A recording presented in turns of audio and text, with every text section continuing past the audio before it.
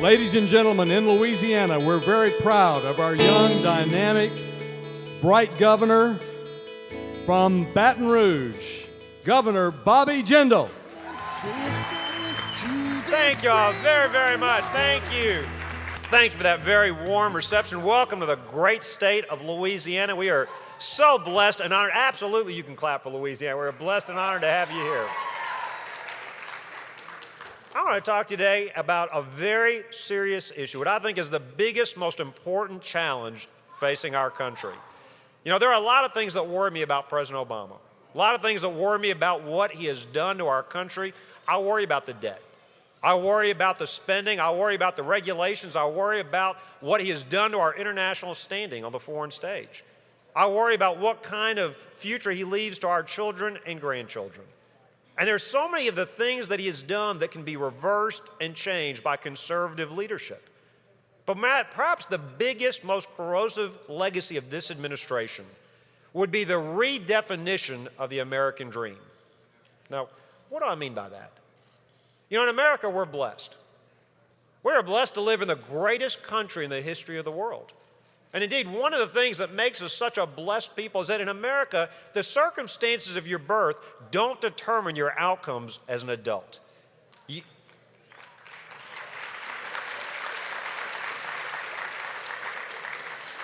don't have to be born in the right zip code. You don't have to be born to the right family. You don't have to be born to a particular race or gender to do well in this great country. Yet if you listen to our president, all you hear, it's not about equality of opportunity, it's about equality of outcomes. If you listen to this president, it's about dividing us, it's about attacking those that have been successful. When I listen to this president, his answer to every problem is more government spending, more redistribution. That's not the American dream, that's an American nightmare. And I want to talk about what we must do to fight, to preserve, to keep the American dream for our children and our grandchildren. I'll start by telling you why it's so important to me personally. My parents came to this country nearly 50 years ago. My dad's one of those typical parents, and every one of you's got a story like this. My dad's one of 9 kids, the first and only one that got past the 5th grade. Grew up in a house without electricity, without running water. I know because we heard these stories every single day growing up. You try to ask a dad like that for an allowance, he'll just want to charge you rent for the space you're taking in his house. But you know what's great about my parents' story? My parents came to this state, they came to Baton Rouge, Louisiana nearly 50 years ago, and I want you to think about their story. Back then, there was no internet. Back then, it was expensive to get on a plane. Back then, not only had they never been to Louisiana, they had never met anybody who had been to Louisiana themselves. But they had this unshakable faith, they had this conviction, if you could get here, if you worked hard, if you followed the rules, there was no limit to what you could accomplish, to what your children could accomplish, what your grandchildren accomplish. You could create a better quality of life for your children and your family. So they come here. My dad comes with his pregnant wife, my mom. She comes to study at LSU. And I love this. They go to married student housing. They got a couple of dollars in their pockets. My dad does what you would expect him to do. He doesn't know anybody. He's looking for a job. So he goes through the yellow pages calling company after company after company. And I don't know if it took him days, I don't know if it took him weeks, but he kept calling and calling and calling. Now I want to tell you something. My dad, he has got an accent. Now, not like me. We don't have an accent in Louisiana. This is just how regular people talk. But he has got an accent, but he keeps calling and calling. And finally, a guy sight unseen from a railroad company decides to give him a job. Hires him and says, you can start work on Monday morning. And I love the rest of the story. My dad tells his new boss, who he's never even met yet, he goes, that's great. He said, no, look, I don't have a car, I don't have a driver's license. So he tells his new boss, you're going to have to pick me up on the way to work Monday morning. The guy was so taken by his enthusiasm and energy, how could he say no? 6 months later, I was born at Women's Hospital in Baton Rouge. Great hospital, the old hospital. They're not in that building anymore. Indeed, 2 of our kids were born to that same hospital. It's a great hospital. But back then, I was what you would now politely call a pre-existing condition. Now they were married. I don't mean that. I just predated their insurance coverage. Now, there was no Obamacare or anything, but think about what they did. After I was born, my dad shook hands with a doctor. And he told that doctor, even though I wasn't covered by his insurance, he said, look, I'm going to pay you every month as much as I can until I pay this bill in full.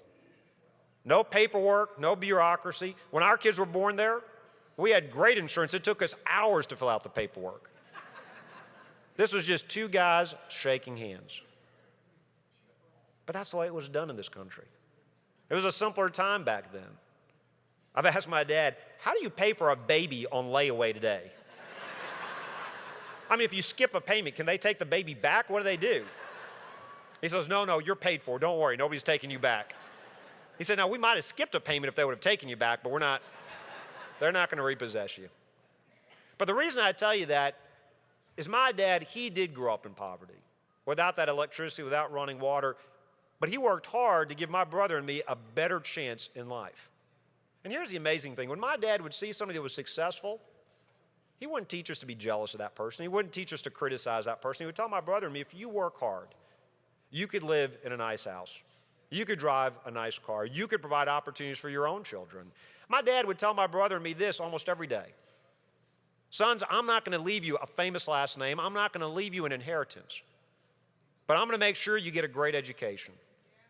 Because he said, in this country, if you work hard, there's no limit on what you can accomplish in the United States of America. You know, Mark Twain said this, and it's true. The older you get, the smarter your parents become.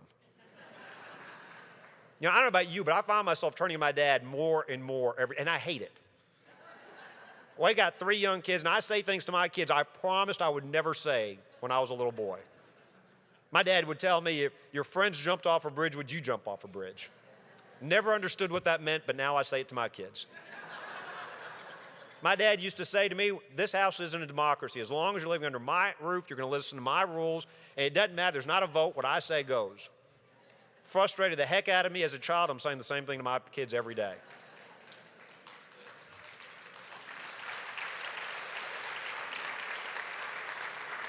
You know, my dad never bothered trying to be my best friend, by the way, growing up. We'd say foolish things like as kids to our parents, like, we don't like you, we hate you, you don't love us. He would just smile and think, one day you'll understand. And now he gets his revenge by spoiling his grandchildren, by giving my kids all the things he wouldn't give me. But the reason I tell you that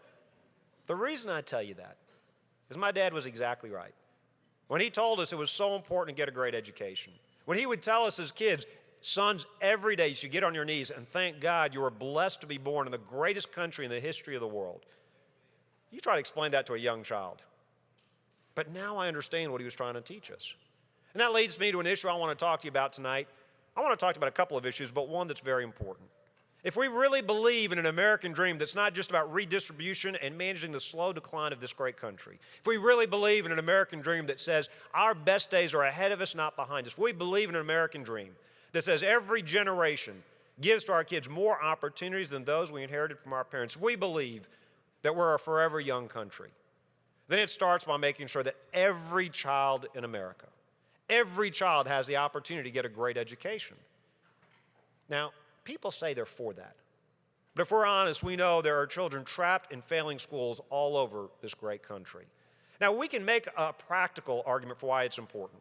We can argue that it'll grow our economy, it'll help to reduce the cost of government, it'll help improve national security and lower the cost of health care.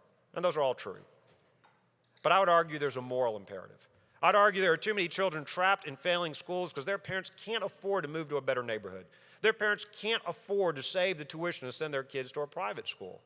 Here in Louisiana, we've done many things. I want to talk to you just about 2 specific important things we've done that I think are critical to making sure that every child has a chance to pursue the American dream.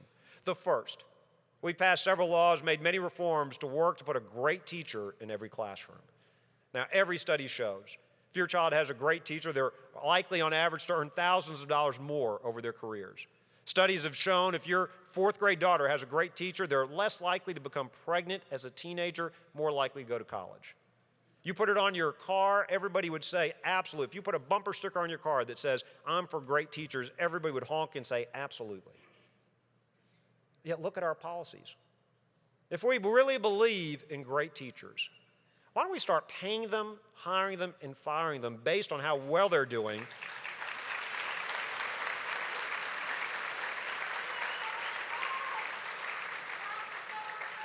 instead of how long they've been breathing in the classroom. Now, in Louisiana, we've done that.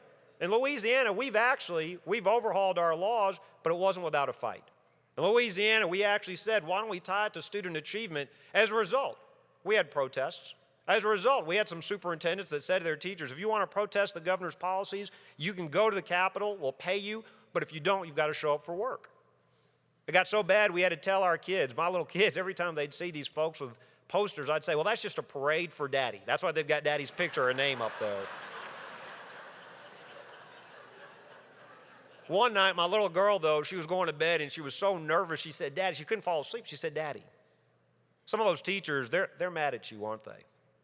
And I'm always honest with my little girl. We don't always talk politics with her, but I'm always honest with her. She's only about 9 years old at the time. And I said, sweetheart, some of them are. And I tried to explain to her why we were doing this, why this was important. Well, then she came back and said, well, Daddy, is my teacher mad at you? And I thought, my poor little girl, she's worried that she's going to fail at school because of her daddy. And I said, sweetheart, the good news is your teacher actually supports what we're trying to do. I'd misjudged my little girl. My little girl said, well, Daddy, that's not fair. She said, if my teacher was mad at you, if my teacher was protesting you, I wouldn't have to go to school tomorrow. I thought, well, that's great. Now my little girl's going to go to school and protest for tenure just so she can get out of class. So I had to explain to her why she couldn't do that. We passed those bills, but here's the second thing we did, and I think this may be one of the most important reforms. We've done a lot of things in Louisiana.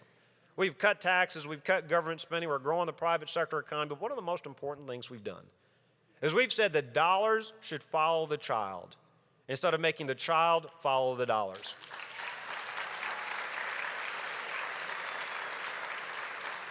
Now, what does that mean? That means every child learns differently. Some children will do great in traditional public schools. Some children do great in charter schools. Some children do better in home schools and private schools, Christian schools, parochial schools, online programs, dual enrollment programs, but parents know best. And we've done 3 different things here in the city of New Orleans. 90% of our kids are in charter schools, doubling the percentage doing reading and math at grade level over 5 years.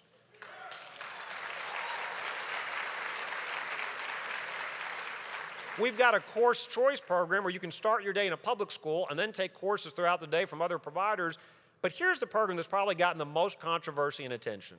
We've also got a statewide scholarship program where if your parents decide it would be better for their son or daughter to go to a private school or another school other than their local public school, the dollars can follow the child to that school. Let me tell you about this program. It's growing by double digits every year. We save taxpayers tens of millions of dollars. The academic performance is getting better every year with the students. 93% of the parents are satisfied with this program. 93%. Who could be against a program that's been that successful? I'll tell you who could be against that kind of a program. The teachers' unions, for one. Teachers' unions, one of the officials in Louisiana actually said this: parents don't have a clue when it comes to making choices for their kids. Parents don't have a clue. I can't think of a better summary of the differences between them and us. I met with a group of moms the next day that said, Governor, we make decisions for our kids every day. They said, we know the needs of our kids better than the bureaucrats in Baton Rouge or Washington, D.C. But you know what's even better? Forget the numbers, forget the dollars. I met with a group of moms whose kids participate in this program, and they'll tell you, and it's mainly moms, they'll tell you it's the first time my daughter's brought home homework. First time my child is wearing a uniform in school. The first time they're thinking about where they want to go after high school. First time they feel safe. First time there are supplies in the bathroom and in the classroom. And I'm not here to tell you that a charter school is for everybody. I'm not here to tell you a private school is for everybody. I'm not here to tell you homeschooling is for everybody. I'm here to tell you that parents are the first and best educators. And we need to trust the American people.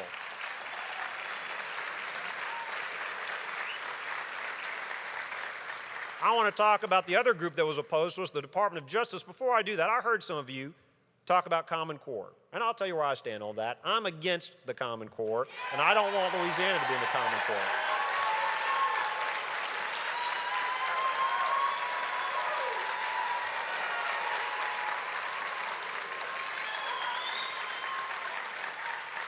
And let me tell you, I know that, and we've taken a lot of criticism in this state from folks that have criticized me for being against it. They've criticized me. Let me be very clear. I'm for standards. I'm for our kids learning and our kids being able to compete.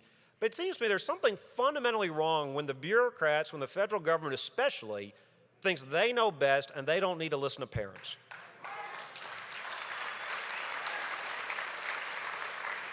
I think you see a pattern here. On the left, you've got this group that thinks we're not smart enough to buy our own health insurance. We're not smart enough to select the right schools for our children. We're not smart enough, by the way, to exercise our Second Amendment rights. We're not smart enough to decide what size soda it's okay for us to be drinking, apparently. You may remember the president, when he was campaigning, he once derisively referred to those of us that live in some of these states by saying that we were clinging to our guns and religion. I know he meant that as an insult. But in Louisiana, we're proud we've got lots of both guns and religion in this great state.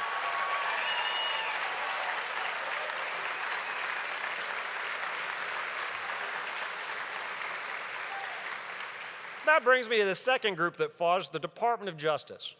So Eric Holder takes us to federal court over a program where 93% of the parents are happy. First, they try to get an injunction. Judge won't give them that. Then they go back to court. And they literally asked for this. They said, after the state of Louisiana gives a scholarship, we want 45 days before they tell the parents to decide, to look at, to determine whether the child is of the, quote, correct race. I thought this was supposed to be about making sure that every child gets a great education. Over 90% of the kids in this program are from minority households, minority children. You know, we said we would fight this all the way to the United States Supreme Court. I think this action was cynical, immoral, and hypocritical by the Obama administration to try to prevent these children from getting a better education.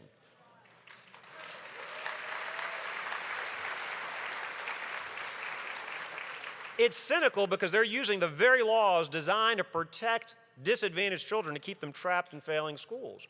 It's hypocritical because Eric Holder, President Obama, they wouldn't send their children to these failing schools. And by the way, I'm glad they don't have to. I just want the same choices for the parents in Louisiana to be able to send their kids to great schools as well.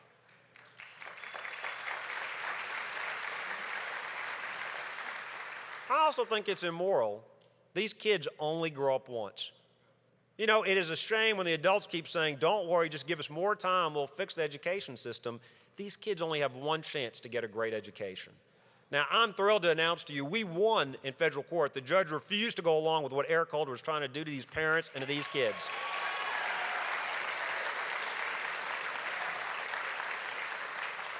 But we have got to continue to be vigilant. It raises the question, how do we get to the point where our federal government is so big and so large, it felt like it could intrude on the rights of our children and our parents here in Louisiana? If it happened here, it could happen in your state. I would argue, I actually agree with something David Axelrod said. It's surprising for me to admit this. I agree with something David Axelrod said. He was trying to defend the president after one of these many, many scandals, and this was his defense of the president. He said the president couldn't possibly be held responsible or at fault or responsible because the federal government was so vast. First of all, by the way, if that's your best defense, you may want to get a new spokesperson. I'm not sure that's really... But he's exactly right. The federal government is too vast. It is too expansive. It is too powerful. When you remember, Bill Clinton famously said the era of big government was over. Well, never has somebody been so wrong about something so important in modern day politics. If I could go back in time and ask you, would you really believe that this administration would grow our debt from $9 to $17 trillion? Would you have believed me? No. If I would have gone back in time and said, would you really believe this administration would use the IRS to go after their conservative critics? Would you have believed me? No. If I'd go back in time and told you that this administration, through the Fast and Furious programs, would try to give guns to drug cartels in Mexico, would you believe me? No. If I'd go back in time and say, when we can't afford the government we've got, this administration would try to create a new expensive entitlement program called Obamacare to get the government involved in our health care, would you have believed me? No. If I'd gone back in time and said when our ambassador and other Americans were killed, they would blame it on a YouTube video, would you believe me? No. If I'd gone back in time and said that when then Secretary Clinton was being grilled about what happened, she'd actually say to a Senate committee, what difference does it make? Would you believe me? No. And the list goes on and on of the things we have seen that we never would have believed could happen in our country. And the latest example of that, in my mind, is your government's, my government's, our government's assault on our religious liberty.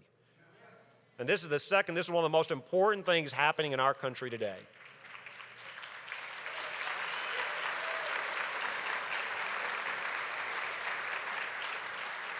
There's been a lot of attention to the Hobby Lobby case, the Green family, great American entrepreneurs, protesting they don't want to use their dollars to buy abortifacients for their employees, the Obama administration threatening with $1.3 million a day fines. One of the most important cases I think the court's going to hear in a very long time. But there's a bigger battle going on. It's not just the Green family, it's not just Hobby Lobby. You see this day after day after day in our increasingly secular society.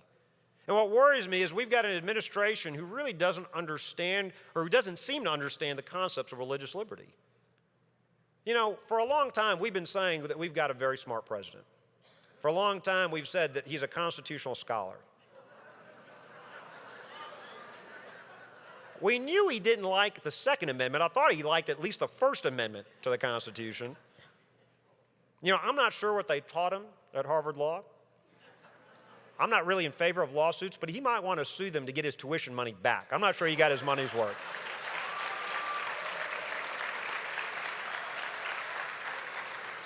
Somebody needs to explain to the president that without religious liberty, there is no freedom of speech. Without religious liberty, there's no freedom of association. Somebody needs to explain to the president that America did not create religious liberty.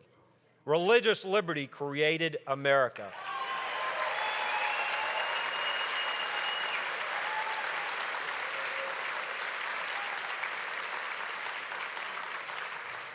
A little while later tonight, you're going to have the privilege of hearing from another Louisiana son. You're going to hear from Phil Robertson of Duck Dynasty. You may have seen recently they had gotten into a little bit of controversy. And you may have seen one of their loudest and earliest defenders was the governor of Louisiana.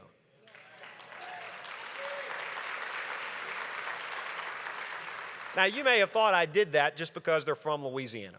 You may have thought I did that because they're friends. You may have thought I did that because my little boys are huge Duck Dynasty fans and watch every episode. And by the way, isn't it nice to be able to watch the TV where you don't have to worry about the language or what they might see?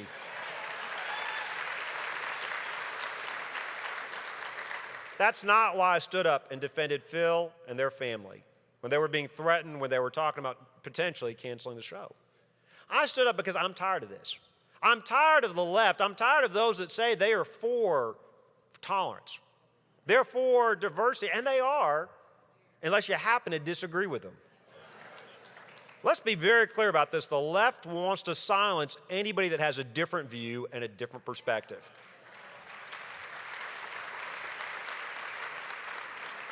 You don't even have to agree with everything that Phil says or the Benham brothers says or the Green family believes to think it is fundamentally important in America. They have the right to say what they believe. They have the right to practice their faiths.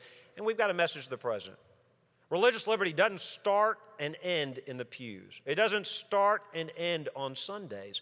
That is not the conception of religious liberty our founding fathers enshrined in our Constitution that recognize we are granted as inalienable rights by our Creator. These aren't rights given to us by our government.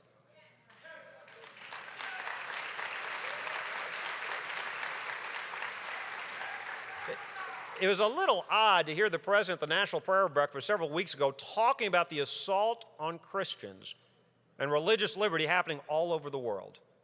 Once again, the president spoke very eloquently, even while ignoring the actions his own administration was taking against religious liberty right here at home. Once again, there was a Grand Canyon-sized difference between what the government and this president says and does. Now, to be clear, there is a silent war on religious liberty in America. There's a much more violent war overseas. I'm not trying to confuse the two. But I will say this. It was great to hear the president talk about religious liberty. Here was my takeaway from his speech, from his remarks at the National Prayer Breakfast. If you like your religion, you can keep your religion.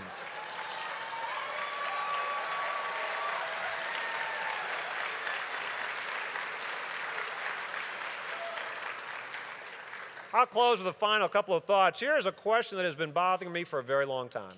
Serious question. I've been thinking long and hard. Is this the most ideologically extremely liberal president and administration we have seen in our lifetimes? Or is this the most incompetent administration we have seen in our lifetimes? I've thought long and hard about which was the right answer, and I finally decided that Secretary Clinton was right. What difference does it make?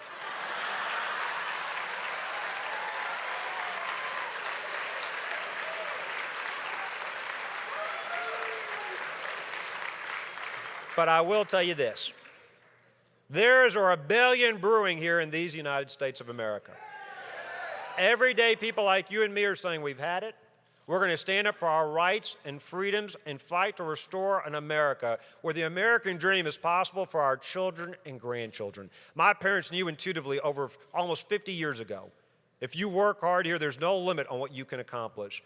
Together, we will make sure we are not the first generation that mortgages our children's future. We are not the first generation that leaves fewer opportunities to our children that we inherited from our parents. We will continue that honorable American tradition before us that Ronald Reagan so eloquently described, where every generation decides for itself to renew those eternal principles for freedom, because we are indeed blessed to live in the greatest country in the history of the world. God bless you, and God bless these United States of America. Enjoy y'all's time in Louisiana. Thank y'all very much.